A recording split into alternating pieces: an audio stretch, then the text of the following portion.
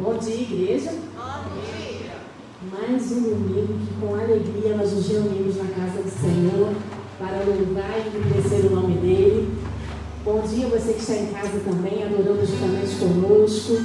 Muito bom, né? Nós podermos amanhecer na casa do Senhor, rendendo a Ele louvores, estar reunido com os irmãos. A gente passa a semana inteira ansiando esse dia, né? De que nós estaremos reunidos aqui. Então vamos ficar de pé e vamos ler a palavra do nosso Deus, que está em Salmos 23:6. Vamos todos juntos em uma só voz? Vamos lá todos? Certamente que a bondade e a misericórdia me seguirão todos os dias da minha vida, e habitarei na casa do Senhor por longos dias. A misericórdia do Senhor nos acompanha todos os dias, no nosso levantar, ao nosso deitar. Nós desfrutamos da grandeza do nosso Deus no nosso viver. O Senhor se faz grande, mesmo nas pequenas coisas. Quando nós saímos do nosso lar e retornamos para Ele, guardados pelo Senhor, é porque o Senhor é grande. Quando nós nos vemos livres de doenças ou sarados de doenças, é porque o Senhor é grande em nossas vidas. Quando nós vemos os nossos se convertendo, se entregando ao Senhor, porque o Senhor é grande em nossas vidas. Quando nós vemos portas de emprego se abrindo, pedidos estão sendo atendidos, é porque o Senhor é grande em nossas vidas. Então, irmãos, vamos nos render em adoração, vamos cantar, vamos falar da grandeza do nosso poderoso Deus. Amém?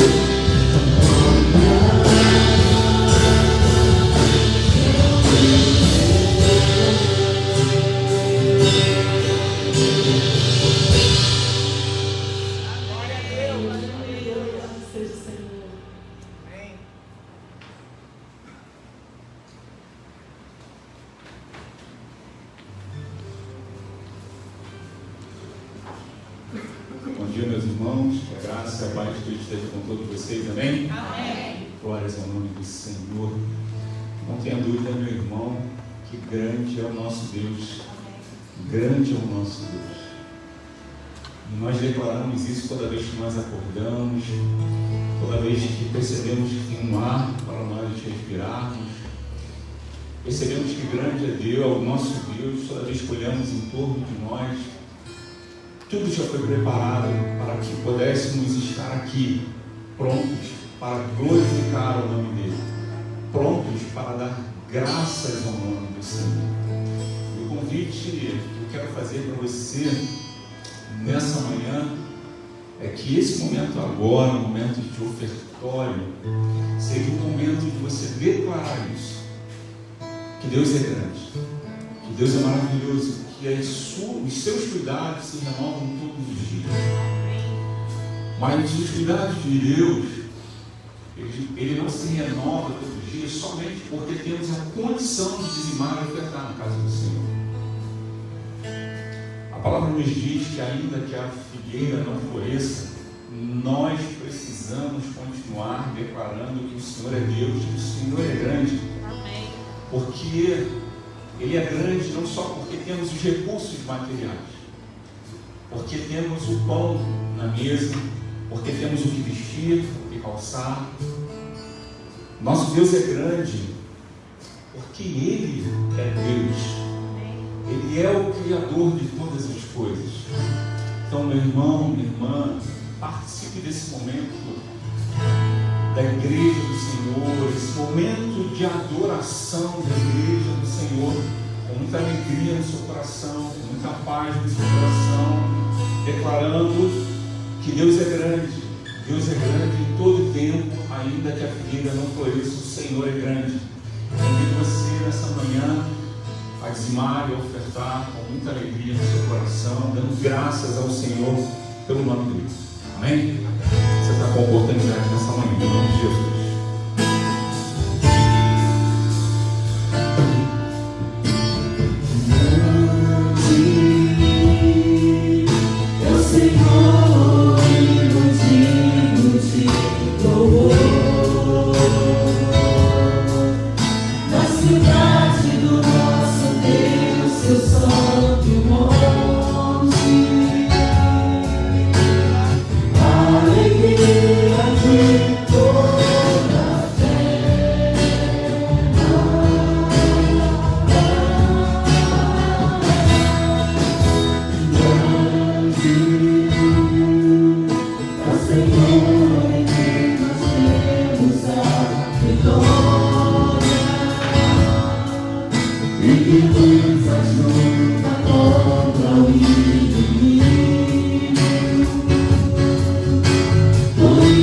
Diante dele, nós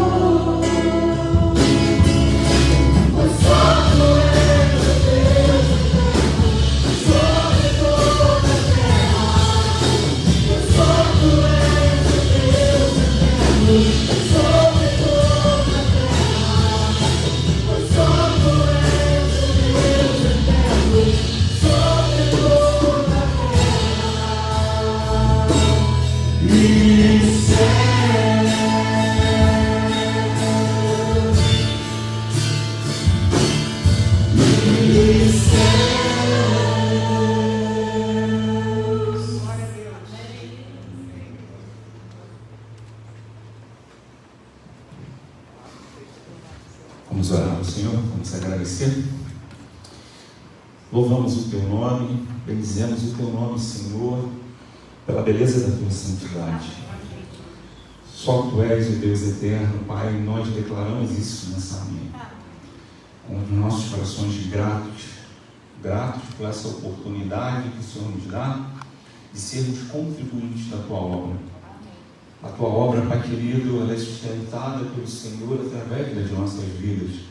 E nessa manhã agradecemos pela vida de todos aqueles que puderam participar, contribuir, Pai querido, com os recursos financeiros. Nós rogamos ao Senhor as Tuas bênçãos, que o Senhor possa cuidar e sustentar os nossos irmãos que participaram desse momento.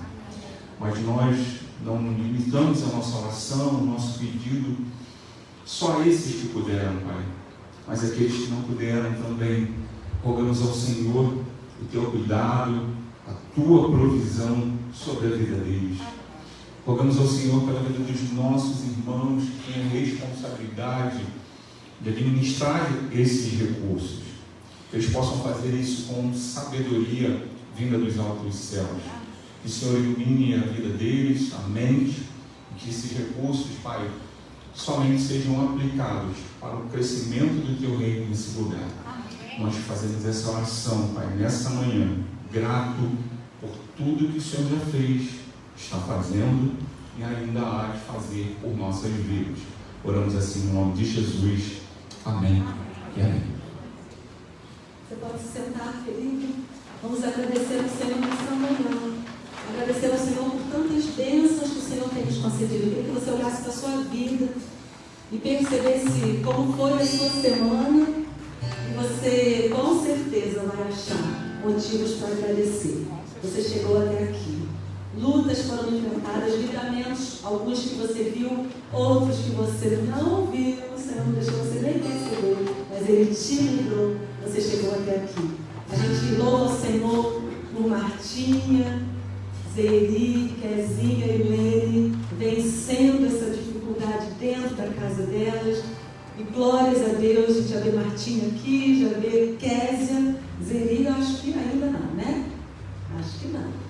Mas o Senhor tem sido com mão forte sobre essa família, assim como foi sobre a minha casa. Eu quero dar um minutinho, mas quero agradecer ao Senhor, juntamente com a igreja nesse momento. Bom dia, irmãos. Uma das primeiras ministrações que eu tive a oportunidade de fazer depois que a igreja reabriu, daquele processo que a igreja passou aqui, é que Deus nunca pegou de surpresa. Deus sempre está no comando de tudo, Deus sempre está na ordem de tudo, o reino é dele, o comando é dele. E todo o processo que eu passei, irmãos, Deus esteve presente. A primeira enfermeira que me testou positivo é uma serva do Senhor da igreja Assembleia de Deus Barra de Guaratiba. E Deus naquele momento já usou aquela serva do Senhor, porque eu ia direcionar para um outro caminho, e ela me direcionou para um caminho que Deus já estava fazendo ali. Um médico capacitado, independente de ser cristão ou não, mas a capacidade vem do Senhor, que o Senhor, Ele é o Rei do Universo. Então naquele momento Deus já começou a agir naquela situação, e chegamos em casa com o meu quadro. Não era um quadro fácil já de início, e Deus já, eu como sacerdote na minha casa, Deus já me direcionou a minha esposa, que é a minha líder espiritual, a começar a ferramenta de oração que nós temos e muitas das vezes nós não usamos. A Gisele no dia seguinte começou as lives de oração, e os irmãos que participaram e os irmãos que estão participando perceberam que aquilo ali já passou do problema do Márcio há muito tempo. Pessoas se converteram, pessoas foram acalentadas, pessoas estão sendo confortadas, pessoas estão sendo curadas. Então, irmãos, nós temos uma ferramenta chamada oração, e muitas das vezes nós não usamos. Eu agradeço muito cada irmão que me deu uma palavra, que entrou na live. Choro porque os que choram. Perdi amigos durante esse processo, com comprometimento pulmonar igual ao meu. Eles se foram e Deus me deu uma nova oportunidade de vida. Eu não sou melhor que ninguém. Eu não sou servo diferenciado de ninguém. Mas eu pude ter o direcionamento do Senhor, porque Ele tem um propósito na minha vida e na minha vida da minha família. E Ele tem um propósito na sua vida e na vida da sua família. Irmão, Deus nunca vai ser pego de surpresa. Use a ferramenta chamada oração. Use a ferramenta. Ore o tempo todo, pregue o Evangelho, porque pessoas estão precisando nesse momento. E a minha palavra, continue orando pela minha família. Não está sendo fácil. Ontem, o cunhado da Gisele e as 2 sobrinhas testaram positivo. Ore pela nossa família, ore pelas famílias que não sofreram. E eu agradeço muito aos irmãos. O irmão não sabe a alegria que hoje eu estou aqui. Parece que eu me converti de novo. Estou 250% apaixonado pelo Senhor. Muito obrigado, irmãos. Gostei de 250% apaixonados pelo Senhor. Vamos orar. Obrigada, meu Deus. Obrigada porque o Senhor continua a fazer os seus milagres. Obrigada porque o Senhor é um Deus fiel. Obrigada porque o Senhor nos permite dificuldades com propósitos. O Senhor não nos permite viver dificuldades, senão nós não vamos viver os propósitos dessas dificuldades. Por isso nós agradecemos a enfermidade que chegou no nosso lar, que não foi para a morte, foi para a vida, e vida de muitas pessoas que vão se converter através desse testemunho ao longo do teu nome. Continua a nos usar. Somos servos teus. Continua a nos usar. Nos coloque, Senhor, nós como igreja, na posição correta, para que essa igreja alcance esse bairro, para que essa igreja alcance o mundo, para que essa igreja não pare, porque aqui o Senhor nos preenchido, nós possamos espalhar as boas novas, Senhor, em nome de Jesus, amém, amém. Quem aí está fazendo 50% apaixonado pelo Senhor? Hoje é um dia especial, segura mesmo, só um minutinho. A gente está comemorando o dia do pastor. Por que essa canção hoje? Porque eu quero lembrar com a igreja.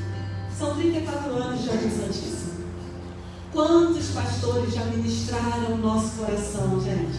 Quem está aqui desde o início lembra do pastor Alessi Passos? Tem alguém que lembra do pastor Alessi Passos? Primeiro pastor dessa igreja? Está na glória, né? Está sendo honrado como filho, recebido lá as honras de filho. Glória a Deus. Quem está um pouquinho menos de tempo foi abençoado pela vida do pastor José Carlos do Rio. Quantos? Eu fui. E aí você tem ter lembranças dele, de apacentar você. Quem está aqui há menos tempo, um pouquinho, foi abençoado pela vida do pastor Gilton Medeiros. Quantos? Amém. Eu também, olha isso. Que história muito engraçada com essa igreja, né? Glória a Deus. Que bênção. Faltou o Norberto antes do Zé Carlos. Quem está aqui, ó, o pessoal da antiga que foi pastoreado pelo pastor Norberto. Todas antigas. Glórias ao Senhor. E agora a gente tem sido pastoreado interinamente pelo pastor Isaías Braz, que é o nosso pastor, que tem nos conduzido nesse momento, nesse processo tão lindo, delicado, sensível, de ouvir a voz do Senhor. Eu quero cantar essa canção com a igreja, agradecendo ao Senhor, porque a gente teve servos aqui que foram farol, que foram ponte, que foram luz, que foram direcionados pelo Senhor para nos abençoar. E chegamos até aqui. Chegamos até aqui. E vamos até onde o Senhor nos levar, direcionados por um novo servo, capacitado por Ele, do jeito que a nossa igreja precisa. E vamos até que o Senhor diga: vem igreja militante, vem ser a igreja triunfante, seremos eternamente adorando ao Senhor. Que o Senhor nos sonde e nos use. Não adianta a gente querer um bom pastor para nós, irmãos. Nós temos que ser boas ovelhas para o pastor chegar. Que sejamos farol, que sejamos luz, que possa haver um casamento perfeito nesse processo que estamos vivendo. Que o Senhor nos fale, nos direcione, que não vejamos com vistas, mas já tenhamos que ter essa decisão que temos que tomar. Vamos pedir ao Senhor para nos sonar, seja a nossa oração. Gratidão pelos que passaram, gratidão por aquele que vai permanecer conosco, gratidão porque o Senhor tem nos conduzido.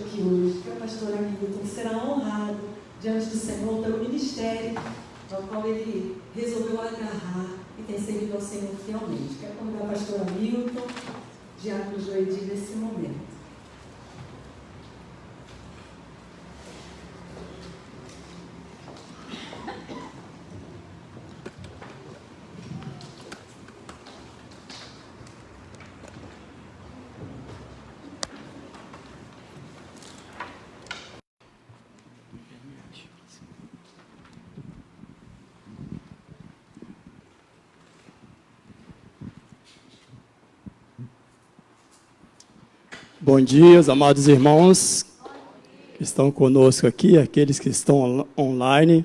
Hoje é um motivo de grande alegria para nós, né? Hoje, como batista, nós comemoramos o dia do pastor. E o pastor Hamilton é o pastor, né? A princípio, ele está como candidato, né, concorrendo aí ao ministério desta igreja. Mas a palavra de Deus nos fala que a gente devemos dar honra a quem tem honra. Então, hoje é o dia da Igreja Batista Jardim Santíssimo, em reconhecimento pelo Dia do Pastor, o qual os batistas comemoram no dia de hoje, segundo domingo, estará passando nas suas mãos este presente de coração. Eu gostaria mesmo também de deixar uma porção da palavra de Deus no Salmo 37, nos seus versículos de número 4 e 5, nos fala assim: agrada-te do Senhor, e Ele satisfará os desejos do teu coração. Entrega o teu caminho ao Senhor, confia nele, e o mais Ele fará. Que a sua vida, pastor Hamilton, possa estar constantemente diante do trono da graça. Que seus caminhos possam ser, dia após dia, entregue ao Senhor. E que seus pensamentos elevados a esse Deus, com certeza, Ele estará satisfazendo todos os desejos do seu coração. Que Deus o abençoe. Vamos estar orando. Pedir à amada igreja, coloque de pé. Nós estamos agradecendo a Deus pela vida do pastor Hamilton, pela vida da sua família, a irmã Regina, sua esposa, que sempre está o acompanhando. Curvemos nossas frontes, falemos com o nosso Deus. Bondoso Deus e Pai, somos gratos a Ti, ó Deus, por nós, como Teus filhos, podermos estar comemorando esse dia. Um dia muito especial, Deus. Um dia, ó Pai, e que, ó Deus, nós tiramos, Deus, para celebrar, ó Deus, com aqueles, Deus, os quais que o Senhor colocar aqui na terra, para estar, ó Deus, dirigindo, ó Deus, o Teu rebanho, ó Deus. Toma, Deus, o pastor Hamilton nas Tuas mãos, ó Deus. Toma, Deus, cada um daqueles pastores que aqui foram falados, que já passaram por aqui, ó Deus. E nós também já te agradecemos, Deus, por aqueles, Deus, que estão contigo na glória, Deus, como o irmão Leci, ó Deus. Ó Pai, muito obrigado, Deus, por cada vida, Deus. Esteja, Deus, com a tua igreja, Deus, neste caminhar, ó Deus, em que nós, ó Deus, estamos sob a orientação, ó Deus, do pastor Isaías, ó Deus, no qual, ó Deus, tem nos olhado, Deus, com olhar de misericórdia, Deus, tem nos arrebanhado, Deus, tem nos tratado, Deus, no seu acolhimento, Deus. Mas que a todos os pastores, Deus, possa ser abençoado por Ti neste dia. Ó Deus, nós pedimos também, pela mensagem, Deus, que nós ouviremos, que o seu servo, Deus, não fale de si mesmo, mas que seja, Pai, unicamente inspirado por Ti, e que Ele traga nesta manhã aquilo que nós precisamos ouvir. Em nome de Jesus, seu Filho amado, aquele que vive e reina para todo sempre. Amém. Pode assentar, irmãos. Meus irmãos, deixa a Bíblia aqui, né? Porque preciso ver, né? Preciso mostrar para os irmãos aí o carinho da igreja. Só um minuto.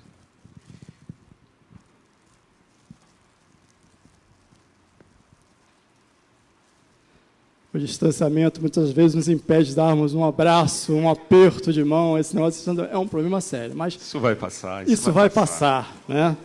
Isso vai passar. E nós já estamos vendo as vitórias que estão sendo alcançadas, graças a Deus, os irmãos que têm sido acometidos, mas já estão conosco para a glória de Deus. É motivo de nós estarmos agradecendo sempre ao Senhor. Amém. Gente, linda caneta. Obrigado. Personalizada. Muito obrigado mesmo. Fico grato pelo carinho dos irmãos. Irmã Joeldia, Deus abençoe. Muito obrigado mesmo. Estou feliz. É a igreja. Presente da igreja. Eu só estou passando as suas mãos. Que Deus o abençoe mais uma vez, pastor. Amém, meus irmãos. Amém. Muito obrigado pelo carinho. E, irmãos, eu deixo uma sugestão. Eu tenho ouvido o pastor Isaías falar da igualdade que deve ter o processo com todos os pastores. Eu deixo a sugestão para os irmãos fazer o mesmo com os outros que vão estar aqui, para que possam sentir o carinho também, de igual forma, da igreja. Ok? Mas eu fico grato a Deus por esse momento. Lá em Jardim Novo me cobraram e digo que não foi nada planejado, mas não foi planejado por nós, mas foi planejado pelo Senhor estarmos aqui nesse dia. E vamos ter o nosso momento lá com os irmãos também. Mas hoje nós estamos aqui. Hoje nós estamos aqui e antes de compartilhar a palavra, antes de entrarmos na palavra, ontem foi um dia especial. Quem lembra aí o dia de ontem? Marcelo, você está me olhando aí com um olhar diferente, eu tenho certeza que você valorizou o dia de ontem. Sim? Então tá bom. Qual foi o dia de ontem mesmo, gente? Os casais aí, vocês curtiram, aproveitaram o dia de ontem, deu atenção para o esposo, para a esposa, para a namorada. Um dia especial que nós precisamos valorizar, e é a oportunidade de valorizar a união. Eu estou aqui com a minha eterna namorada, a namorada que o Senhor me deu, meu presente de Deus. Ontem a gente pôde também curtir um pouquinho, teve presente, teve carinho, teve consideração, como sempre deve ter, não só no dia dos namorados, mas todos os dias devemos valorizar a pessoa que está ao nosso lado, a pessoa que Deus nos deu, colocou ao nosso lado, devemos valorizar. Isso é muito importante. Valorize a pessoa que o Senhor te deu. Dê atenção, dê carinho para ela, em nome de Jesus. Amém, meus irmãos? Quero pedir você que abra sua Bíblia em 2 Coríntios, capítulo 5. 2 Coríntios, capítulo 5. Semana passada, no domingo à noite, eu falei para os irmãos que estaria pela essa manhã compartilhando um pouquinho com vocês sobre a minha visão de missões. Quero fazer isso com os irmãos de maneira breve.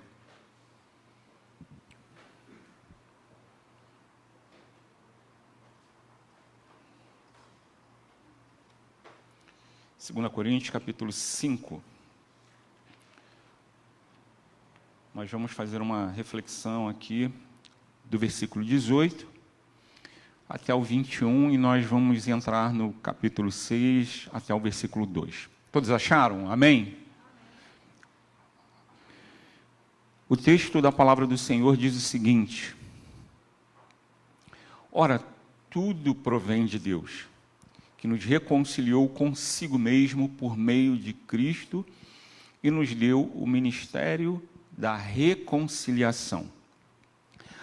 A saber, que Deus estava em Cristo reconciliando consigo o mundo, não imputando aos homens as suas transgressões, e nos confiou a palavra da reconciliação.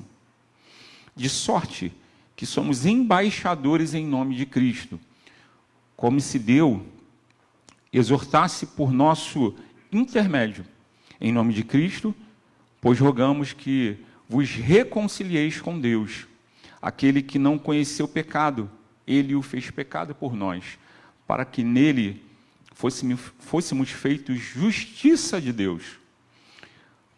Capítulo 6, versículo 1 diz assim: e nós, na qualidade de cooperadores com ele, também vos exortamos a que não recebais em vão a graça de Deus. Porque ele diz: eu te ouvi no tempo da oportunidade e te socorri no dia da salvação. Eis agora o tempo sobremodo oportuno, eis agora o dia da salvação. Quero fazer uma pergunta para os irmãos. Por que a Igreja de Cristo deve fazer missões? Por que a igreja deve fazer missões? É algo para você refletir aí, onde você está, não precisa falar. Mas antes de pensar por que a igreja deve fazer missões, eu queria compartilhar com vocês algumas informações que eu pesquisei sobre o cenário da igreja hoje aqui no Brasil. E eu não vou nem entrar no mérito do mundo, né? Mas aqui no Brasil. Segundo o censo realizado pelo IBGE em 2010, que é o último que nós temos, cerca de 42 milhões de brasileiros são evangélicos. O que representava, na época, né, cerca de 22% da população brasileira. Números significativos, não é verdade? Cerca de 42 milhões de brasileiros, em 2010, professava a fé cristã, né, na perspectiva evangélica. Isso foi uma informação que eu peguei lá no site da revista Veja, de 4 de fevereiro de 2020. E é interessante ressaltar aqui que hoje, segundo o próprio IBGE, o site do IBGE está lá, que nós temos cerca de 213 milhões de brasileiros. Nessa pesquisa feita pelo IBGE, os evangélicos devem ultrapassar a Igreja Católica, né, aqui no Brasil, a partir de 2032, segundo essa pesquisa da Veja. Tá? Esse estudo diz que as duas religiões devem empatar em 40% do total dos fiéis do país, cada uma pelos últimos dados oficiais. Ok? E aí eu continuei essa pesquisa. Lá no G1, no site G1, tem uma pesquisa parecida, tem informações parecidas que dizem o seguinte: evangélicos podem desbancar católicos no Brasil em pouco mais de uma década. Pesquisa realizada pelo IBGE projeta que já em 2022, seguidores do Papa deve ser menos de 50% da população. A pesquisa foi feita nos dias 5 e 6 de dezembro do ano passado, no caso 2020. Né? com 2.948 entrevistados em 176 municípios do país. E aí, nessa pesquisa, lá no G1, eles colocam mais algumas informações que eu achei bastante interessantes. Religiões aqui no Brasil, né? Religiões dos brasileiros, católicos hoje, cerca de 50% dos brasileiros professam a fé católica. Cerca de 31% de evangélicos professam a fé nas Escrituras, em Jesus. Pessoas que não têm religião, cerca de 10%. Espírita, 3%. Aqueles que se dizem professar a religião da Umbanda, Candomblé ou religiões afro-brasileiras, cerca de 2%. Os outros, 2%. Ateu, 1%. E a fé judaica, 0,3%. Essa informação do site G1, de 13 de janeiro de 2020. Pelas informações que a mídia, né, e eu fiz questão de buscar essas informações em sites que são conhecidos, sites que, a princípio, são de uma mídia séria, para poder ilustrar isso para os irmãos. Pelo que a mídia diz, as informações nos orientam, em breve seremos maioria no nosso Brasil. A fé cristã, a partir da perspectiva evangélica, vai ser maioria. Talvez para muitos, isso traga uma alegria, né? Ajude a reforçar a nossa fé, ajude a entendermos que Deus está agindo no nosso meio. Mas quando a gente olha de maneira fria para esses números, nós vamos perceber que muito ainda tem que se fazer. Nós estamos falando de uma população no país de 203 milhões de brasileiros. 213 milhões de brasileiros.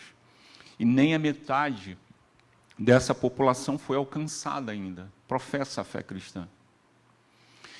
Isso precisa nos levar a entender que o nosso papel nesse tempo, ele precisa continuar perseverante. Nós precisamos continuar avançando naquilo que nos cabe fazer. Ainda que os números fossem positivos em nosso favor, a maior parte da população fosse, aqui no Brasil, fosse de evangélicos, isso não nos daria respaldo para parar de falar do Evangelho. O trabalho é árduo. Para quem acompanha o trabalho de missões, sabe muito bem o quanto ainda temos que fazer. Conversando com alguns colegas, um pastor, principalmente um pastor amigo, que está lá nos ribeirinhos, fazendo um trabalho com os ribeirinhos, lá tem muita coisa para fazer. Tem um amigo, pastor, que está no Pará, e ele começou o trabalho, o chamado dele missionário no Oiapoque. Muita coisa precisa ser feita. Eu tive o privilégio de poder participar, um breve tempo, desse ministério dele. Eu fui na posse dele numa igreja que estava sendo revitalizada lá em Santana. Preguei na posse dele lá em Santana, no Amapá. E a oportunidade que eu tive de conversar com as pessoas, conversar com pastores de lá, da região, muita coisa precisa ser feita, muita coisa. A gente fica impressionado com o número de igreja que existe, por exemplo, no Rio de Janeiro, São Paulo, mas quando você sai dos grandes centros, essa realidade muda. Quando você pensa, por exemplo, no Sul, Rio Grande do Sul, é um lugar que menos tem igrejas evangélicas. Talvez você pense que seja lá na Bahia, por exemplo, mas não é. O lugar onde tem o maior número de espíritas no Brasil é no Sul. O número não só de igrejas, mas de pastores trabalhando no Sul é muito pequeno, porque a perseguição, a frieza, uma certa frieza do povo lá é muito grande. A gente conhece um casal que esteve fazendo um trabalho lá no Sul. É muito sacrificante. A pressão é muito grande em regiões como essa. Mas nada disso pode nos levar a pensar que devemos rever esse trabalho, rever a nossa chamada missionária. Precisamos continuar firmes e perseverantes. E por que a Igreja de Cristo deve fazer missões? Foi a minha pergunta inicial. E aí eu quero dizer para você por quê. Por que devemos fazer missões? Porque a ação, em primeiro lugar, porque a ação missionária ela é bíblica. É bíblica. Segundo Mateus 28:19, que bem nós conhecemos, é uma ordenança de Jesus que não nos permite escolha, e sim obediência. Não é algo para ser discutido, possibilidades de remediar, porque é intransferível, porque é de competência da igreja. Só a Igreja de Cristo possui os elementos necessários para a sua execução, e não nos foi dado um tempo para isso. O tempo é hoje. Segundo Paulo falando para Timóteo, o tempo é hoje, não é amanhã, não é depois, não é quando nós tivermos pessoas disponíveis, não é quando vamos fazer um planejamento, não, o tempo é hoje. O tempo é hoje.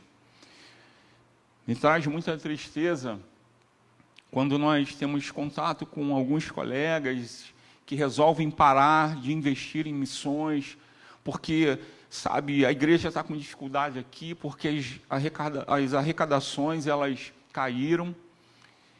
E o primeiro foco é deixar de sustentar o trabalho missionário. É deixar de apoiar aqueles que abrem mão da sua vida, abrem mão de seus sonhos para cumprir uma ordenança do Senhor. Uma ordenança que precisamos entender como igreja, que não é de alguns. Não é de alguns, é de todos nós. A palavra não abre espaço em momento nenhum para achar que isso é papel de alguns. A gente pode dizer que não é papel do Estado. A gente pode dizer que isso não é papel de instituições que não são cristãs. Isso é papel da igreja. É nosso papel. Então não tem como abrir mão disso. E uma das preciosidades do pastor Hernandes Dias Lopes, um homem de Deus que eu gosto muito de ouvi-lo, tem me edificado muito. Ele diz o seguinte: todos que foram chamados para a salvação é enviado a proclamar a salvação aqui e além fronteiras. Isso é papel de todos nós. Todos nós precisamos nos envolver com a causa missionária, com a missão que foi dada à Igreja do Senhor. Mateus, capítulo 28, 19, é bem claro sobre isso, um texto conhecido de todo cristão. Portanto, vão e façam discípulos de todas as nações. Vão e façam, batizando-os em nome do Pai, do Filho e do Espírito Santo. Isso é papel da igreja, isso é papel nosso. Paulo, ele deixa claro, lá em 1 Coríntios, capítulo 9, versículo 16, se anuncio o Evangelho, não tenho do que me gloriar, pois sobre mim pesa essa obrigação, porque ai de mim, se não pregar o Evangelho. Paulo tinha aqui a consciência Paulo tinha aqui muito claro que ele não poderia deixar de pregar o Evangelho, porque ele sabia que ia ser cobrado disso. E uma coisa que me traz clareza é que Paulo certamente não foi cobrado pelo Senhor por não ter pregado o Evangelho, porque ele fez isso a tempo e fora de tempo. Aonde ele foi colocado, onde ele estava, ali a palavra era anunciada. Enquanto estava preso, Paulo anunciava o Evangelho. Paulo teve em situações muito extremas de perseguição, e ali ele pregava o Evangelho, e ali ele falava de Jesus, porque ele sabia que era esse papel que foi lhe dado. Segundo motivo, porque devemos fazer missões, versículo 18, está aí na sua Bíblia, o texto que nós acabamos de ler. Versículo 18 diz assim: ora, tudo provém de Deus, que nos reconciliou consigo mesmo por meio de Cristo e nos deu o ministério da reconciliação. Por que devemos fazer missões? Porque o Criador desejou que houvesse reconciliação entre Ele e a criação, sabendo que o pecado que nos afasta do Criador nos impediria de tomarmos a atitude de chegar até Ele. Sendo assim, o Criador tomou a iniciativa e o fez através de Cristo Jesus, irmãos. Deus sabia muito bem qual era a nossa condição. Deus sabia que ninguém iria chegar até Ele, ninguém ia buscar a Deus por conta do pecado. Deus tinha essa consciência em relação à criatura, à sua criação. Deus tinha total compreensão sobre a questão, sobre a condição pecaminosa do homem. E eu sempre falo que essa condição de pecador que nós temos nos afasta de Deus. Por isso ele envia Jesus. Por isso ele toma a iniciativa de enviar Jesus. E Jesus, ele nos reconcilia com o Senhor. É Ele que é a ponte para nos reconciliar com Deus. E nós, a partir de termos essa visão, esse conhecimento, esse entendimento, precisamos colocar isso em prática, anunciando Jesus Cristo. Anunciando que foi Ele que nos reconciliou, Ele que nos colocou diante do Pai. Nos deu condições de estarmos em breve diante do Pai. Terceiro motivo, irmãos, que devemos fazer missões. Versículo 19 e 20 diz assim. Aí na sua Bíblia, não feche a sua Bíblia, mantenha a sua Bíblia aberta. Versículo 19 diz assim: a saber, que Deus estava em Cristo, reconciliando consigo o mundo, não imputando aos homens as suas transgressões, e nos confiou a palavra da reconciliação, de sorte que somos embaixadores em nome de Cristo, como se Deus exortasse por nosso intermédio, em nome de Cristo, pois rogamos que vos reconcilieis com Deus. Meus irmãos, quando nós olhamos para esses dois versículos, o que Paulo cita aqui, às vezes eu tenho a compreensão que a gente não consegue alcançar o tamanho da responsabilidade, ou se alcançamos, isso nos gera medo. Mas eu acredito muito mais que nós não alcançamos o tamanho da responsabilidade, mas junto com o tamanho da responsabilidade vem o privilégio. O privilégio de sermos esse instrumento de Deus, sermos boca de Deus nesse tempo. Nós somos boca de Deus nesse tempo. Assim como alguém foi boca de Deus para nós, e nós fomos alcançados, a minha vida foi alcançada, a sua vida foi alcançada, outros precisam continuar sendo alcançados. E através de quem? Através de quem?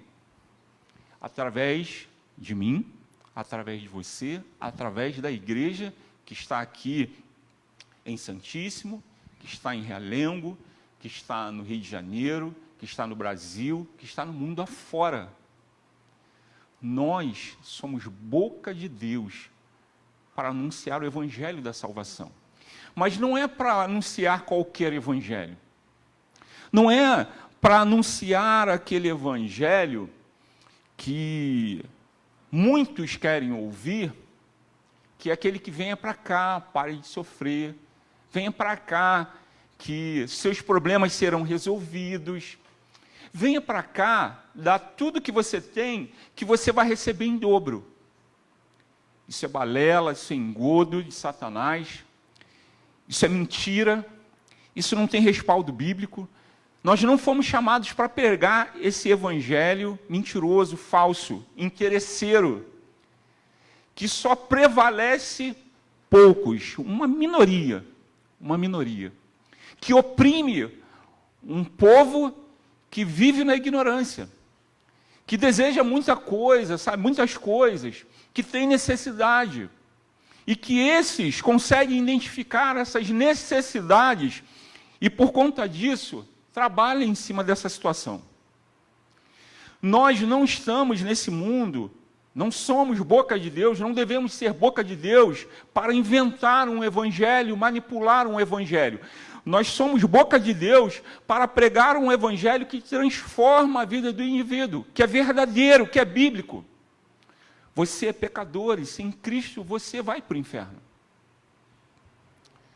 Se você não se arrepender dos seus maus caminhos, o inferno te aguarda. Isso é bíblico, isso é fato. Nós sabemos disso. Porque hoje podemos falar em alto bom som que nós vamos para o céu? Porque somos bonzinhos? Será que é? Não, pelo contrário. Todos nós pecamos e o quê? Estamos da glória de Deus, mas a graça e misericórdia nos alcançou. Pela graça sois. Isso não vem de nós, é dom de Deus. Efésios capítulo 2, versículo 8, 9, fala sobre isso. Não é os nossos gestos bonzinhos, mas é graça e misericórdia. O povo precisa saber disso. O Brasil precisa saber disso. Essa multidão de pessoas precisa saber disso. Sabe, nós precisamos ser boca de Deus nesse mundo, com o olhar que Cristo teve.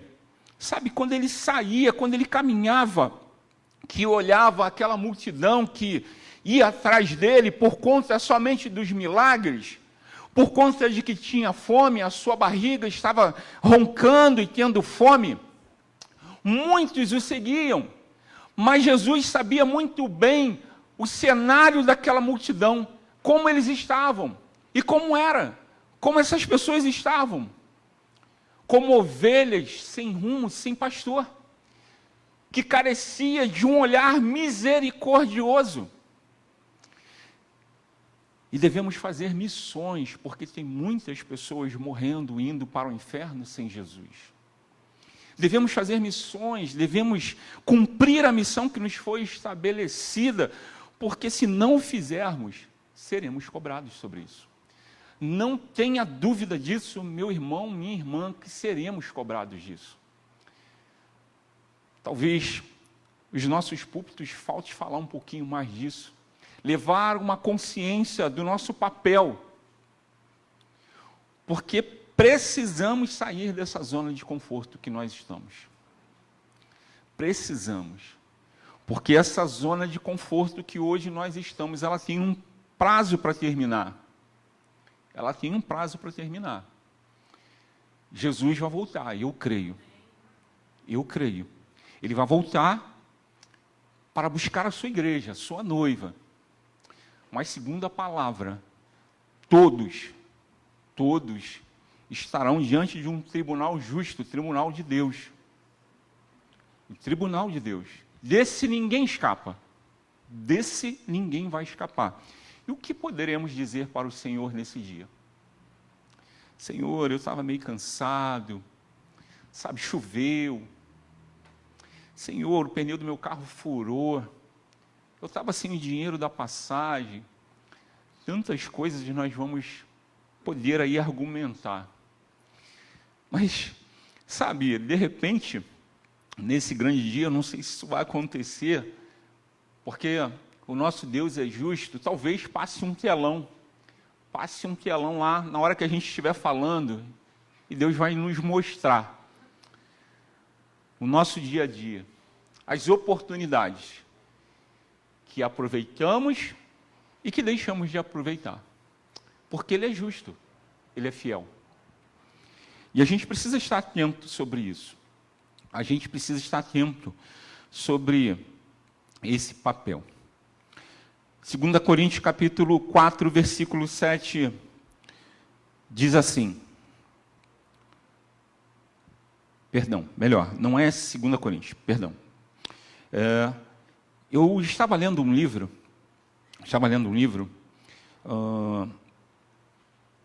um livro sobre missões, escrito pelo Russell Shedd, um livreto fininho, muito interessante, que falou bastante ao meu coração, que ele fala por que devemos fazer missões, ele trata desse assunto. E nesse livreto, né, me chamou a atenção um trecho que eu quero compartilhar aqui com os irmãos. A fragilidade do missionário, que ele compara com vasos de barro em que se guardavam tesouros na antiguidade. O tesouro do Evangelho está escondido em pessoas vulneráveis e fracas, semelhantes a esses vasos. Se eles não quebrarem, esse tesouro se manterá invisível. Precisamente na fragilidade encontramos a manifestação da excelência do poder de Deus. Esse é um pequeno trecho que Russell Shedd coloca lá nesse livreto. E o que me chama a atenção nisso? Eu falei, talvez a gente não tenha noção, não consiga alcançar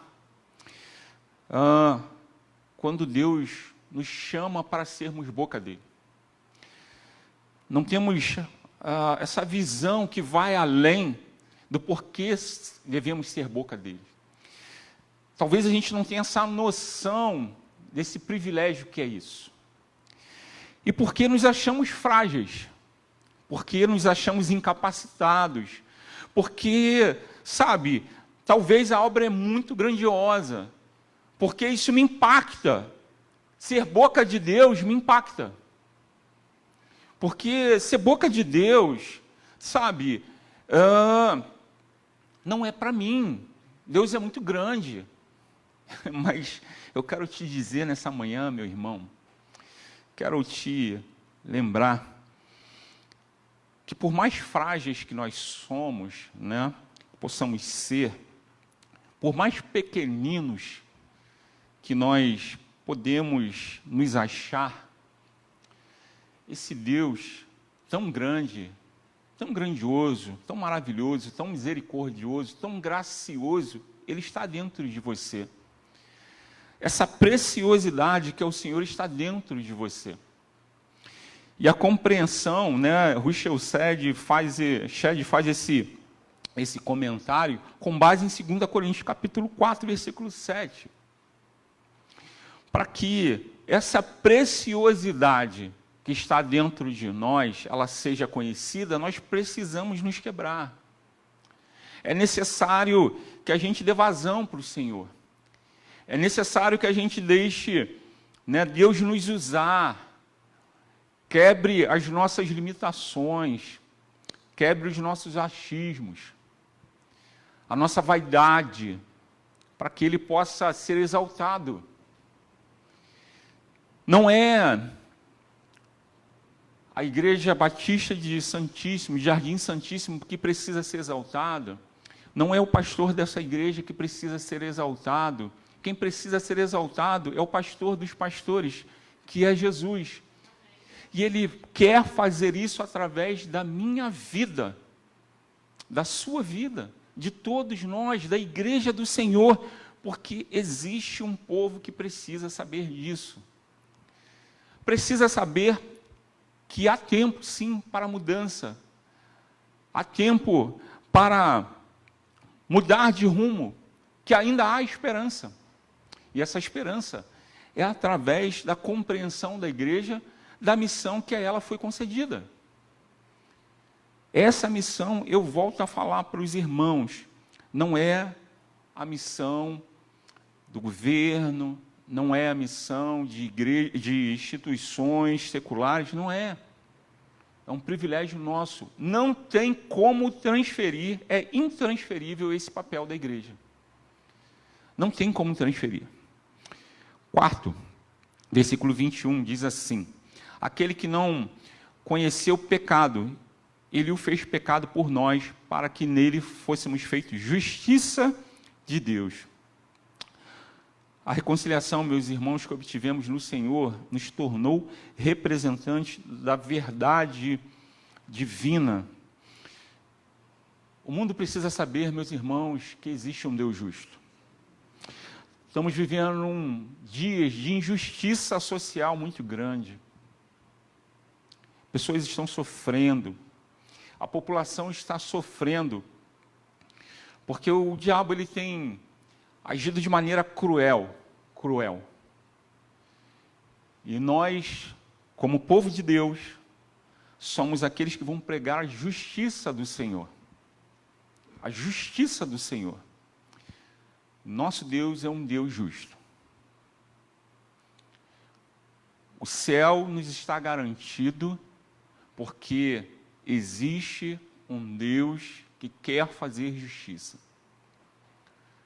E essa justiça que precisa alcançar a sociedade, ela não vem do Congresso Nacional. Não são através das leis que são estabelecidas lá no Congresso, na Câmara dos Deputados. Não são essas leis que vão tornar o mundo mais justo, mas é a atuação da igreja, pregando o Evangelho, falando da justiça do Senhor, é que tornará esse mundo mais justo. Quando a gente olha para Mateus capítulo 25, ali a partir do versículo 33, 34, nós vamos ver essa justiça de Deus. Essa justiça de Deus, que ela é manifesta através de um posicionamento da igreja. De um posicionamento da igreja. Mas é importante saber que esse posicionamento da igreja, se não houver, nesse mesmo texto, lá no capítulo 25, a partir do 40, se não me falha a memória, a igreja, se não falar, vai ser cobrada. Vai ser cobrada. Mas eu acredito que chegaremos àquele grande dia, onde vamos estar diante do Senhor, e Ele vai dizer para todos nós, para nós aqui, vinde benditos de meu Pai, vindes bendito do meu Pai. Seremos colocados à direita do Senhor. Não seremos aqueles que vão ser colocados para a esquerda, mas estaremos à direita do Senhor, porque nos propomos a sermos fiéis à sua palavra. A sua palavra, ela é uma ordenança para a sua igreja, e a sua igreja não abre mão de proclamar a sua palavra. E por último, meus irmãos, quinto motivo porque devemos fazer missões, versículo 1 e 2 do capítulo 6, que diz assim: e nós, na qualidade de cooperadores com Ele, também vos exortamos a que não recebais em vão a graça de Deus, porque Ele diz: eu te ouvi no tempo da oportunidade e te socorri no dia da salvação. Eis agora o tempo sobremodo oportuno. Eis agora o dia da salvação. Porque devemos fazer missões, porque devemos ser cooperadores e testemunhas do que Deus fez em nós e pode fazer através de nós. Somos testemunhas vivas, meus irmãos, nesse tempo, de que Deus é soberano, que Deus é Deus sobre as nossas vidas. O que ouvimos aqui nessa manhã, o Márcio dando testemunho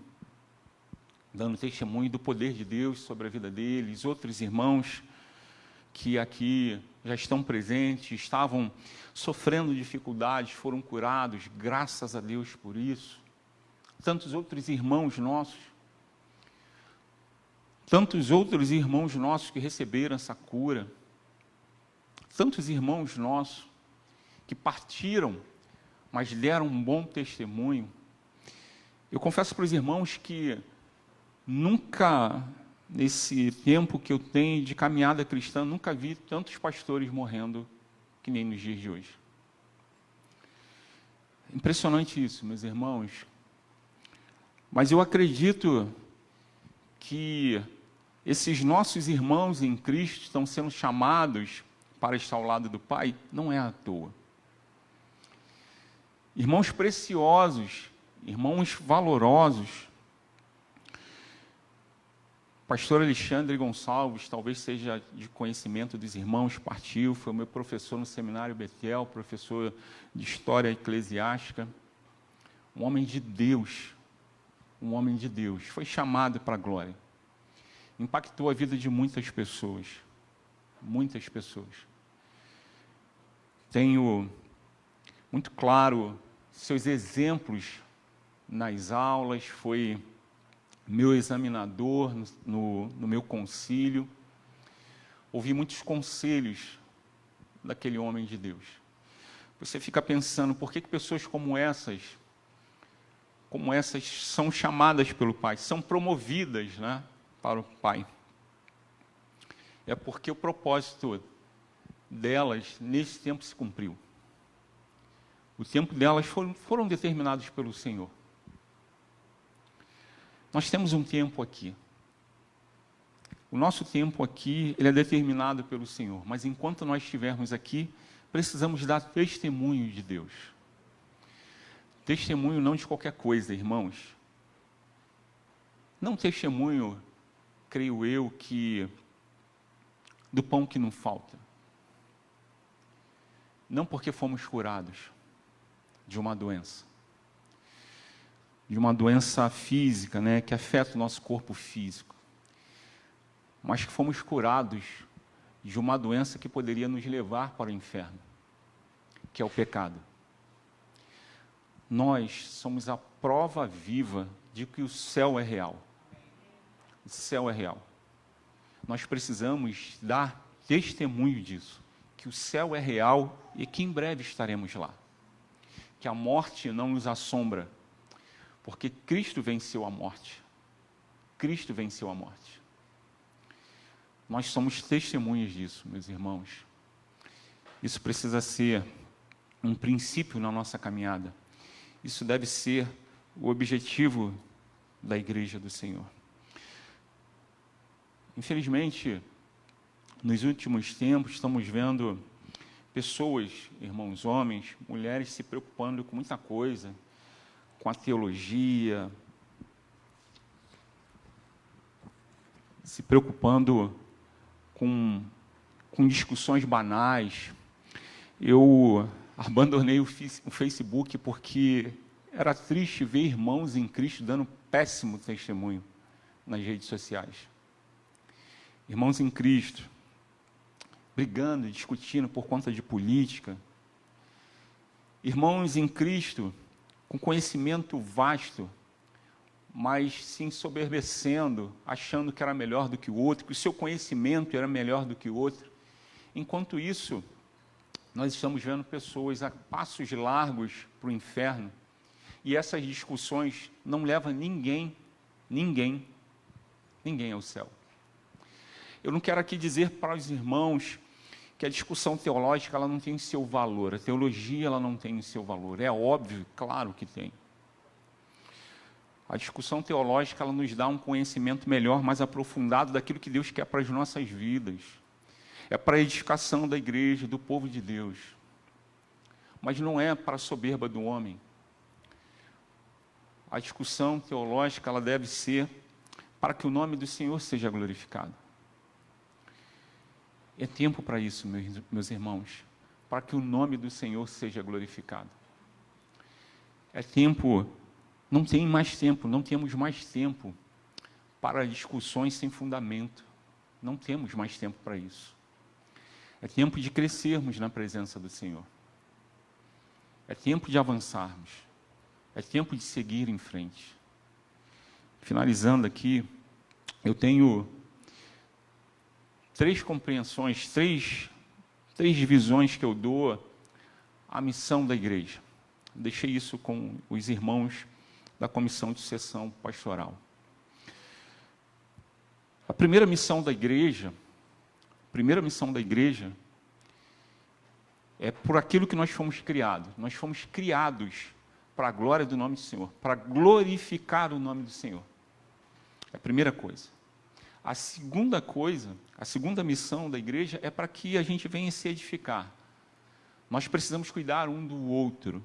Nós precisamos trabalhar em prol um do outro. O dom que Deus nos deu é para a edificação do corpo de Cristo, é para isso. E a terceira missão é proclamar o Evangelho. É pregar o Evangelho a tempo e fora de tempo.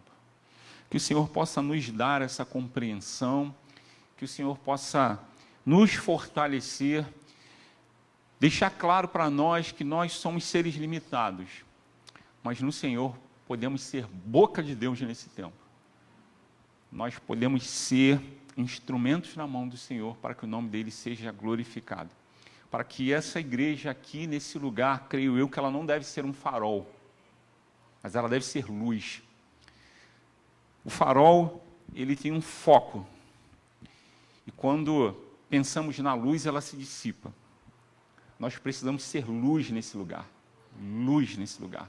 Aonde nós fomos plantados, precisamos ser luz. Uma luz que ilumina, que clareia, que traz visão, que dá clareza, que tira, não deixa dúvidas, que não permite tropeçar. A luz deixa tudo claro. A luz deixa tudo claro. Que Deus nos dê condição de sermos fiéis a Ele em todo tempo. Quero orar com você nessa manhã. Pai, em nome de Jesus, damos graças ao Senhor nessa manhã por sermos chamados filhos de Deus, filhos do Senhor. Damos graças nessa manhã porque fomos reconciliados ao Senhor. A cruz nos reconciliou. Damos graças ao Senhor porque fomos alcançados, transformados. Damos graças ao Senhor porque hoje podemos falar que o céu é a nossa morada, é onde estaremos vivendo para a eternidade. Damos graças ao Senhor nessa manhã, porque nesse tempo, aqui enquanto nós estamos nesse mundo, passaremos dificuldades, mas sabemos que temos o Senhor conosco. Damos graças ao Senhor, Pai querido, porque sabemos que fomos chamados com privilégio de sermos anunciadores da Tua graça. Damos graças ao Senhor, porque temos todos os recursos, temos tudo ao nosso favor para sermos anunciadores da Tua graça redentora. Seja conosco, nos abençoe, guarde, nos livre de todo mal, ilumina nossa mente. Ilumina nossa mente, nos dê um espírito de perseverança, Senhor, nos dê um espírito de ousadia, possamos ser ousados no Senhor. Pai, a zona de conforto que nós fomos colocados, que ela não prevaleça mais na nossa vida, mas que possamos seguir em frente, em direção ao alvo que é Cristo Jesus, pregando o Teu Evangelho a tempo e fora de tempo. Nós fazemos essa oração nessa manhã. Em nome de Jesus. Amém. e amém. Meus irmãos, eu esqueci de fazer um agradecimento aqui. Na quarta-feira eu pedi, né, a ajuda dos irmãos que estivessem orando pelo meu cunhado e a sua esposa. Eles continuam internados, mas nós sabemos que Deus está com eles ali, eles estão se recuperando e cremos que em breve tempo eles estarão de volta no seu lar, estarão podendo conviver conosco novamente, né, de forma tranquila, saudável. Agradeço aos irmãos as orações, tá bom? E continue orando, precisamos continuar orando pelos nossos irmãos que estão enfermos, ok? Deus abençoe, meus irmãos. Agora parece que nós teremos aí o nosso momento de perguntas, né? E eu estou à disposição dos irmãos. Só queria 2 minutinhos antes de iniciarmos aí esse momento. Tá bom, meu irmão?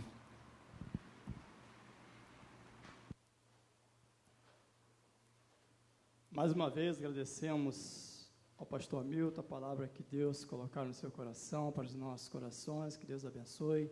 E também a nossa palavra de gratidão a todos os irmãos presentes, aqueles que estão ao culto online. Já fica o nosso convite. Logo mais à noite estaremos aqui mais uma vez, para juntos estarmos louvando e adorando ao nosso Deus. E a partir desse momento, a nossa rede será desligada e nós ainda continuaremos um tempo mais aqui com o pastor para darmos prosseguimento. Agradecemos a todos os presentes. Agradecemos, irmãos, que têm nos honrado online, a sua atenção. Que Deus a todos abençoe. E aguardamos a todos vocês, o nosso culto logo mais à noite. Que Deus a todos os abençoe.